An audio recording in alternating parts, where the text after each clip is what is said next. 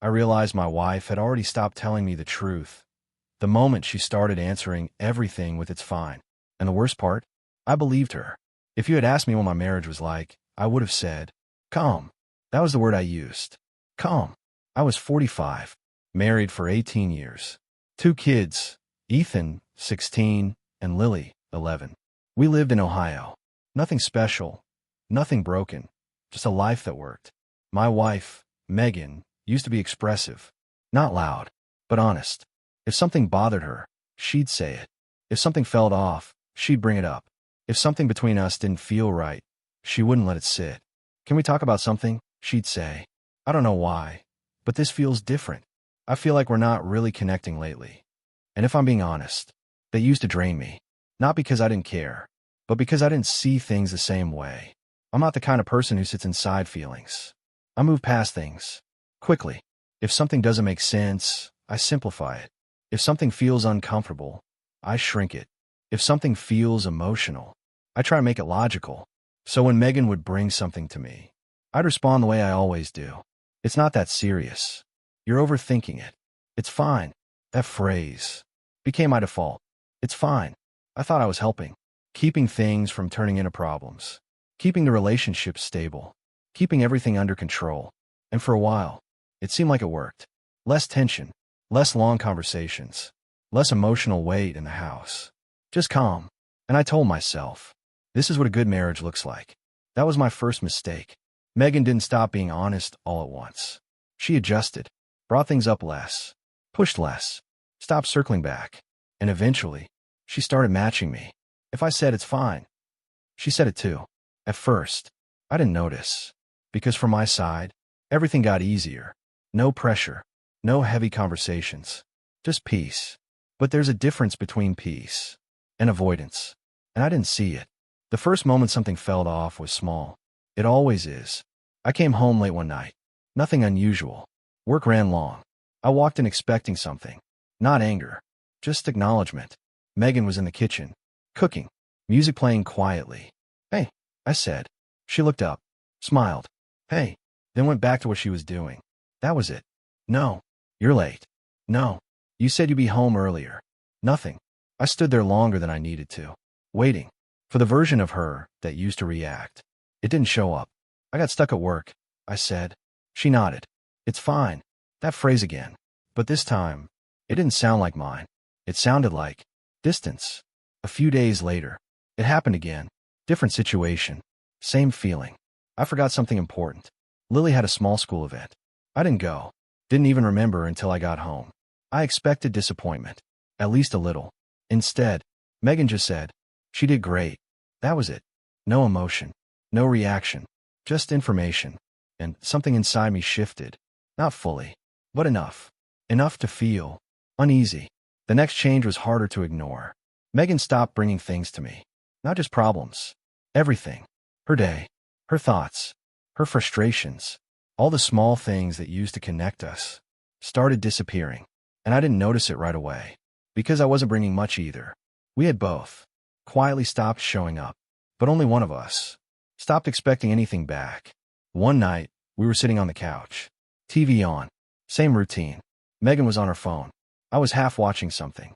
She smiled. Not big, but real. The kind of smile you don't fake. I looked over. What? I asked. She shook her head. Nothing. That word again. Nothing. It never means nothing. But I didn't push. Because pushing means you're ready for the answer. And I wasn't. A few nights later, it happened again. Same smile. Same response. And this time, I didn't ask. I just watched. Because now, something felt different. Not wrong. Just separate. Like she had a life. That didn't include me anymore. The next change was the one I couldn't ignore. Megan stopped reacting completely. Not just to me. To anything. No frustration.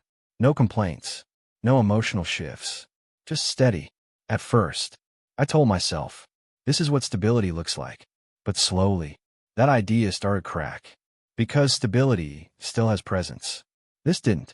This felt like absence. One night, I woke up randomly. Couldn't sleep. I turned slightly. Megan was next to me, facing away, phone in her hand, screen glowing softly. She was typing, focused. And then, she smiled. The kind of smile I hadn't seen directed at me in a long time. And in that moment, something clicked. Not fully, but enough. Enough to know I wasn't imagining it. A few nights later, everything changed. I came home early, unexpectedly. The house was quiet, lights low. Megan was in the kitchen, phone on the table, screen lit, unlocked. And this time, I didn't hesitate. I looked. Not because I wanted to catch her, but because at that point, I already knew something wasn't fine. The phone was on the table, screen lit, messages open. I didn't pick it up. Didn't need to. The angle was enough. The message at the top said, "I like that I don't have to pretend with you." My chest tightened, because that sentence wasn't about him. It was about who she was with me, or who she wasn't allowed to be anymore. Then another message came in. "You actually listen." That one hit deeper, because I knew exactly what that meant. I'd spent years ending conversations, shortening them, closing them before they went anywhere real. And now, someone else was doing the opposite. I stepped back, slowly, like if I moved too fast, the truth would hit all at once. "Hey," her voice behind me. I turned. Megan stood in the doorway, watching me. Her eyes moved to the table, then back to me. And in that moment, everything shifted, because she knew, not what I saw, but that I saw something. "How long have you been home?" she asked. "Just got in." Not a lie, but not the truth either. She walked past me, picked up her phone, locked it. That movement said everything. Not panic, not fear, control. We stood there. Same kitchen, different reality. "I saw your messages," I said. Silence. Immediate. She didn't ask what. Didn't pretend. Didn't deny. "What did you see?" she asked. Same tone. Calm. Prepared. "I saw enough," I said. She exhaled slowly. Looked down. Then back up. And something in her face shifted. Not guilt. Relief. That caught me off guard. Like she had been holding something in for a long time. "How long?" I asked. She didn't hesitate. "A few months." Of course. Months. Not a mistake. Not a moment. Something that had time to grow. "And it's not just talking," I said. Not a question. She shook her head. "No. Just that. No explanation. No defense. Just truth." "Are you seeing him?" I asked. That question changed everything. Because now, there was no space left. She looked at me. Held it. Yes. Quiet. Clear.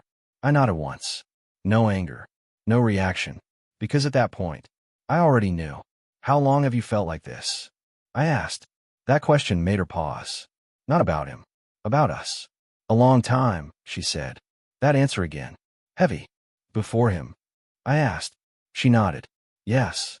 That hit harder than everything else. Because it meant this wasn't about him. He didn't take her from me. He met her. After she had already stopped being honest with me. "I didn't know," I said. She nodded. "I know." That answer again. That quiet confirmation that I had missed something important. We stood there. Same house. Different timelines. "I thought everything was fine," I said. She looked at me. "I know," she said. That word again. But now, it meant something else. It meant, you believe your version, not reality. "You stopped telling me things," I said. She nodded. "Because every time I did, you told me it was fine," she said. That landed. Hard. Because it was simple. And true. "I thought I was helping," I said. She gave a small, tired nod. "I know," she said. Then she added, "But after a while, I started feeling like nothing I said mattered." That sentence stayed. Heavy. Unavoidable. Because I remembered it. Every time she came to me with something real, I minimized it. Not aggressively. Just enough to make it disappear. And over time, she learned something. That opening up to me didn't lead anywhere. So she stopped. "Does he know about me?" I asked. "Yes." "What did you tell him?" "That you're a good man." That hit. Harder than expected. "And a husband?" I asked. She didn't answer. Didn't need to. I nodded slowly. Then asked the question that mattered most. "Are you leaving?" She didn't answer immediately. And that silence told me everything. "I don't know," she said. That answer again. But now, it meant something different. It meant she hadn't chosen me. She stepped slightly closer. "I didn't plan this," she said. I nodded. "Yeah," I said. Neither did I. And that was the truth. Not clean. Not simple. But real. The worst part wasn't that there was someone else. It was that she had already stopped being honest with me. long before I realized. I wasn't hearing anything real at all. I wasn't hearing anything real at all. That was the part that stayed with me. Not the messages. Not even the fact that there was another man. It was the realization that my wife hadn't just lied to me. She had stopped telling me the truth because I had spent years making the truth feel unwelcome. And once that happens in a marriage, you're not really married in the same way anymore. You're just managing the surface. Megan stood across from me in the kitchen, phone in her hand, face calm, too calm. Not cold, not cruel, just past the point where panic made sense. That's what unsettled me most. I was still entering the reality of what had happened. She had clearly been living in it for a while. What's his name? I asked. My voice sounded flatter than I expected. Ryan, she said. Of course it was something ordinary. That always feels wrong. You expect the person standing at the edge of your life to sound larger somehow. More dramatic. More dangerous. Instead, it's usually just a normal name attached to a quiet disaster. How do you know him? I asked. Through work, she said. At first. That phrase again. At first. Like there was a version of this story where it could have stayed harmless. What does that mean? I asked. She looked down at the table for a second. It started with talking, she said. Then it became the place I went when I got tired of pretending everything was fine. That sentence landed exactly where it was supposed to. Because it used my words. My phrase. The one I had leaned on for years like it was a shield. It's fine. I had said it so many times that eventually she stopped correcting me. Stopped arguing. Stopped trying to explain why it wasn't. And once she gave up on that, someone else got the truth instead. How long have you been seeing him? I asked. A few months. I nodded once. A few months. Long enough to become familiar. Long enough to become a pattern. Long enough for me to still be living inside the shell of a marriage while she was already emotionally living somewhere else. Did you sleep with him? I asked. She hesitated, then nodded. Yes. That hit. But not in the explosive way I thought it would. Because by then, the more important betrayal had already happened. The sex wasn't what replaced me. The honesty did. What did you tell him about me? I asked. She looked at me. Really looked. That you're a good man, she said quietly. That you work hard. That you love the kids. I almost laughed. The resumed version. The version of me that sounded responsible, steady, and fundamentally decent. The version that still didn't explain why my marriage was dying. And what did you leave out? I asked. That made her face change. Not anger. Not defensiveness. Something closer to grief. That I felt invisible with you, she said. That I got tired of hearing it's fine every time something wasn't. That after a while, I started feeling stupid for even bringing you the truth. That one cut clean. Because it was simple. And because I knew, instantly, that it was true. Not all at once. Not in some grand, obvious moment. But over years. Years of me shortening what should have been opened. Reducing what should have been explored. Calling things not a big deal because I didn't want to stand inside them long enough to feel uncomfortable. I thought I was keeping life manageable. Maybe all I was doing was teaching my wife that the real parts of her had no safe place to land with me. I didn't mean to do that, I said. Megan gave me that same tired nod she'd already given me twice that night. I know. That answer hurt every time. Because it meant the same thing each time. You weren't trying to hurt me. You just did. That's a harder truth to live with than cruelty. Cruelty at least has clarity, intent. But being the kind of person who slowly hurts someone while calling it stability, that's messy, eh? That's harder to defend against. We both went quiet. Then I asked, when did you stop being honest with me? That question seemed to shake her more than the others. She sat down at the table before answering, like standing had become too hard. When I realized honesty just led to being dismissed, she said, there it was. Not when she met him. Not when she started texting him. Not when she crossed the line physically. Before all of that.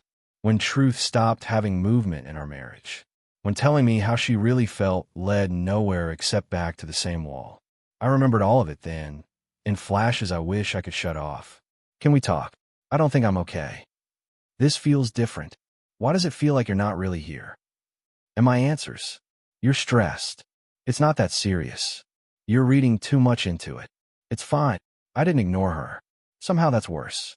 I answered that I just answered in a way that left no room for her reality to survive. I thought I was calming things down, I said. You were, she said. That made me look up. She held my eyes and added, "For you." That one stayed in the room. Because that was the truth of our whole marriage in one sentence. I had built a version of peace that worked beautifully for the person who didn't want to go deeper. Me. For her, it wasn't peace. It was loneliness with good lighting. Upstairs, I heard movement. Lily first, then Ethan. Kids. The word itself changes everything. A second later, Lily appeared in the hallway, hair messy, oversized t-shirt, blinking against the kitchen light. Ethan came out behind her, older, more still, already reading the room faster. "Why are you guys still up?" Lily asked. Megan answered too quickly. "Why are you still up?" Lily frowned. "That's not an answer." Ethan looked from her to me and back again. "Are you fighting?" he asked. I hate that question, because it sounds so manageable. As if the danger in a marriage is volume. Sometimes the real danger is what happens after one person stops trying to be heard at all. "We're talking," I said. Megan added, "It's okay," almost at the same time. Neither answer helped. Lily wrapped her arms around herself. Then she asked the question kids always ask when the emotional structure of the house changes. "Are we okay?" Not what happened. Not who did what. Are we okay? The family. The structure. The floor under their feet. That question went straight through me. Because until that second, this had still been about marriage and betrayal and emotional neglect and all the adult language people use when they want to sound like pain can be understood. But the second your child asks if the family is okay, everything gets stripped down to the actual cost. Now there are witnesses. Now there are consequences with names and bedrooms and school in the morning. I crouched slightly so I wasn't speaking down to them. "We love you," I said. "That doesn't change." Lily looked immediately at Megan for confirmation. Megan nodded, eyes wet now. "Never." Ethan watched us both a little longer. He was old enough to know that love and stability were not the same promise. Still, he put a hand on Lily's shoulder and said, "Come on." She nodded and followed him back, but not before looking over her shoulder one last time. When their doors closed, the kitchen felt different. Not quieter, just exposed. Because now it wasn't private anymore. Not really. Maybe they didn't know Ryan's name. Maybe they didn't know what the messages said. But they knew enough. And enough was already too much. Megan sat down and I sat across from her.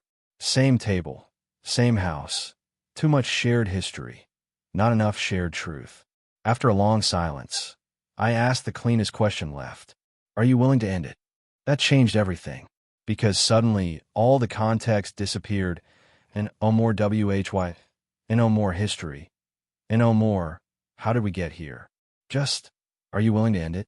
She looked at me, and I saw the answer before she spoke. Not because she loved him more than me, that I still don't know if that was true, but because the question hurt her, really hurt her, as if I had asked her to lose something she had already emotionally arranged herself around. "I don't know how to just shut it off," she said quietly. That hit as hard as if she had said no. Because it meant Ryan wasn't just a mistake, not just a detour, not just a symptom of a bad year. He had become the place where she could tell the truth and not be made to feel unreasonable for having it.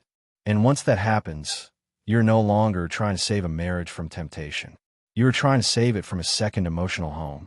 If you're listening to this and your relationship feels calm, not peaceful, not connected, just calm, don't assume that means it's healthy.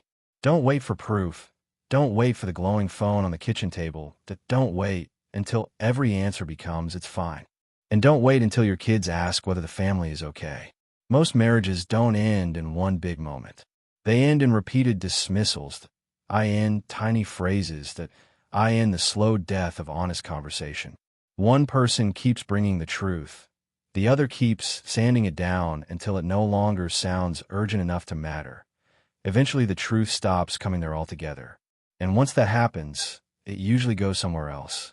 Megan betrayed me, that's true. But the part that still haunts me isn't just that she found someone else. It's that by the time I realized she had stopped telling me the truth, she had already found someone who wanted to hear it.